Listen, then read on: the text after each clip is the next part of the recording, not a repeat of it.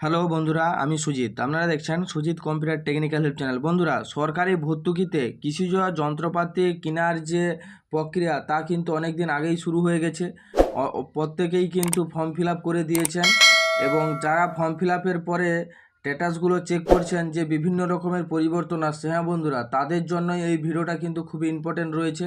এবং যারা বড় ধরনের প্রজেক্টগুলো করেছিলেন তাদেরও জন্য এই ভিডিওতে কিন্তু খুবই ইম্পর্টেন্ট আপডেট রয়েছে। হ্যাঁ বন্ধুরা, কিছুদিন আমি এই প্রসঙ্গে ভিডিও আনিনি, কারণ এটার আপডেট আমার কাছে ছিল না। কিছু আপডেট আমি পেয়েছি, তাই আমি সঙ্গে কিন্তু শেয়ার করতে চলেছি, যাতে আপনারা প্রত্যেকেই বুঝে নিতে পারেন যে সমস্যাটা কোথায় হচ্ছে বা কতদিন মধ্যে কিন্তু আপনারা সিলেক্ট হতে চলেছেন, কতদিনের মধ্যে ফাইনাল লিস্ট প্রকাশিত হবে।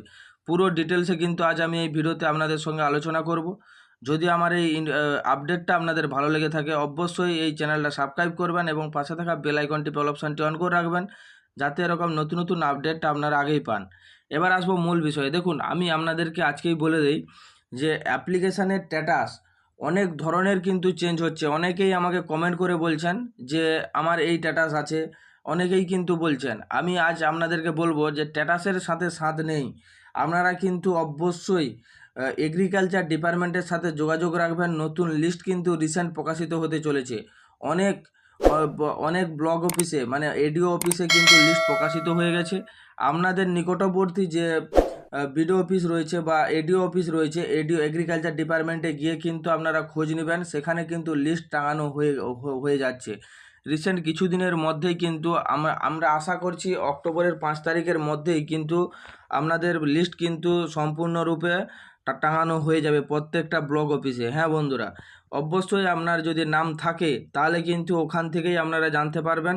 তাছাড়া আমি আপনাদেরকে বলবো, ডিলারকে আপনি যে অ্যাপ্লিকেশানটা করেছেন তার যে ডিলার রয়েছে, যে ডিলারের আন্ডারে অ্যাপ্লিকেশানটা করেছিলেন, সে ডিলারের সাথে কিন্তু আপনি যোগাযোগ রাখবেন, যাতে আপনারা ওরাই কিন্তু আপনাদেরকে জানিয়ে দেবে যে আপনি সিলেক্টেড রয়েছেন কি না। ওদের কাছে সম্পূর্ণ লিস্ট কিন্তু যায়। হ্যাঁ বন্ধুরা, অফিসিয়ালিভাবে লিস্ট কিন্তু ওদেরকে পাঠানো থাকে, ওরাই কিন্তু সম্পূর্ণরূপে আপনাদেরকে জানিয়ে দিতে পারবে। এটা গেল সবার জন্য বলছি। এবার বড় প্রজেক্টগুলো যারা করেছিলেন, যারা ট্রাক্টরের জন্য অ্যাপ্লিকেশান করেছিলেন, যারা ধান কাটা গাড়ির জন্য অ্যাপ্লিকেশান করেছিলেন, তাদেরও কিন্তু আপডেট রয়েছে। হ্যাঁ বন্ধুরা, যারা বড় প্রজেক্ট করেছিলেন তাদের কিন্তু কৃষি দপ্তরের তরফ থেকে কল করে ডাকা হচ্ছে ডকুমেন্ট ভেরিফিকেশানের জন্য, যারা সিলেক্টেড হয়েছে। হ্যাঁ বন্ধুরা, এবার অনেকেই কিন্তু কল করে ডাকছে। এবার যদি কাউকে কল করে ডেকে থাকে, অবশ্যই আমার এই ভিডিওতে কমেন্ট করে জানাবেন। আমি কিন্তু অবশ্যই আরও কিছু সাজেশান দিয়ে দেবো, যাতে আপনার যে জিনিসটা অ্যাপ্লিকেশান করেছেন সেটা যাতে রিজেক্ট না হয়, বা যাতে আপনারা অনায়াসেই পেতে পারেন কিছু ইনফরমেশান, কিন্তু আমি আপনাদেরকে দিয়ে দিতে পারবো। হ্যাঁ বন্ধুরা, কমেন্ট করে জানাবেন। আমি এটুকু বলবো, যাদেরকে কল করে ডাকছে আপনারা কিন্তু অতি অবশ্যই যাবেন ওই এগ্রিকালচার ডিপার্টমেন্টে, নাহলে কিন্তু নাহলে কিন্তু জিনিসটা পেতে কিন্তু আপনাদের সমস্যা হতে পারে।